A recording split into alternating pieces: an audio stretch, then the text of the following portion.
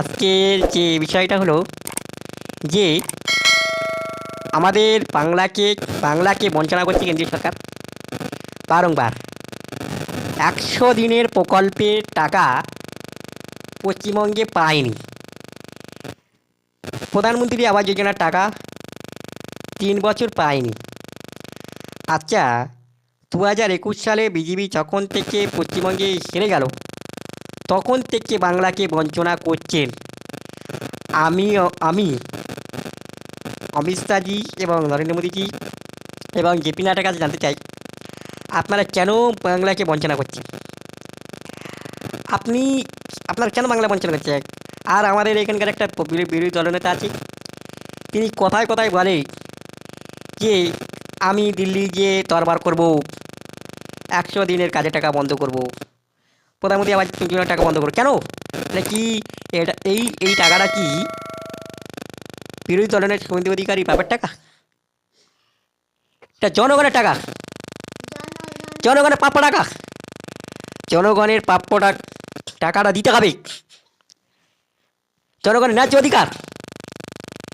সেখানে এক ফোঁটাও দিল্লি দরবারে করা যাবে না। যে মানুষগুলো নিজের কাঁধে করে, নিজের মাথায় করে মাটি বয়েছে, 100 দিনের কাজ করেছে কষ্ট করে, তাদের 100 দিনের কাজের টাকা কেন্দ্রীয় সরকার দিল না, আর শুভেন্দু অধিকারী মহাশয় বন্ধ করলেন দিল্লি দরবার করে। আমি শুভেন্দু অধিকারী মহাশয়কে জানতে চাই, আপনি কি আপনার বাপের টাকা নিয়ে দিচ্ছেন 100 দিনের টাকা? কী জন্য বাংলাকে বঞ্চনা করছেন? আর আপনি কি পেয়েছেন? বারবার বারবার কেন্দ্রীয় টিম এসেছিলেন, এসেও তবু টাকা দিচ্ছে না। আর এটা হলো নাম্বার 1। আর নাম্বার 2, যে প্রধানমন্ত্রী আবাস যোজনা টাকা দিচ্ছে না। যখন অভিষেক ব্যানার্জি দিল্লি থেকে ধর্ণা করলেন, তখন অভিষেক বন্দ্যোপাধ্যায় এবং আর সব সংসদদেরকে চ্যাংদোলা করে তুলে নিলেন রিজার্ভ বেঞ্চে। আমি জানতে চাই এই শুভেন্দু অধিকারী মহাশয়ের কাছে, আপনি কি আপনার বাপের টাকা নিয়ে দিচ্ছেন জনগণের জন্য? জনগণের ট্যাক্সের টাকা, আপনার ট্যাক্সের টাকা নিয়ে আপনি দিল্লি গিয়ে দরবার করছেন, 100 দিনের কাজের টাকা দেবেন না? কি আপনি কী চেয়েছেন? আপনি 2021 সালে আগেই তৃণমূল কংগ্রেসে ছিলেন, আর আপনি বলেছিলেন না 2020 সালে সিঁড়ি ভাঙতে ভাঙতে ওপরে উঠেছেন। আপনি কার হাত ধরে সিঁড়ি ভাঙতে ওপরে উঠেছেন জানেন শুভেন্দু অধিকারী মহাশয়?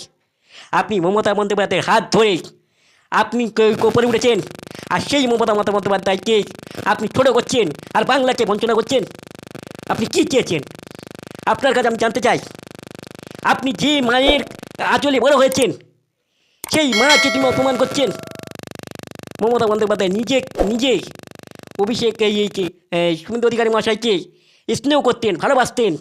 আর সেই শুভেন্দু অধিকারী মহাশয়, আপনি খালি বারবার মমতা বন্দ্যোপাধ্যায়কে অপমান করছেন বিরোধী দলনেতা বেগম খালা ফুফু বলে। আপনি একটা নারীকে সম্মান দিচ্ছেন। আপনি যে দুর্গাপুজোর সময় যে নিজের মাকে পুজো করেন, যে দুর্গা পুজো করেন, আপনার কি মনে নেই? আপনি এই বারংবার মুসলমানদের উপরে গালাগালি করেন, বীরবা হাজরাকে অপমান করেন। আপনি জনজাতির মানুষকে অপমান কেন করছেন?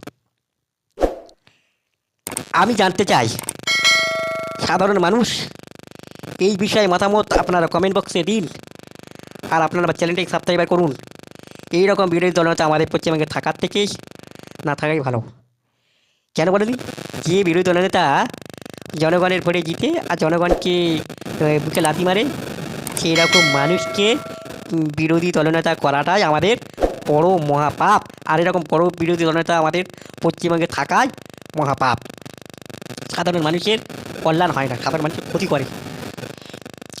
তাই আপনারা আমার চ্যানেলটিকে সাবস্ক্রাইব করুন, আর আপনারা আমার এই মূল্যবান মতামতটাকে আপনারা আপনার কমেন্ট বক্সে দিন। আপনার মূল্যবান মতামতটা আপনার কমেন্ট বক্সে দিন, যাতে করে আমি আরও ভিডিও করতে উৎসাহ হই।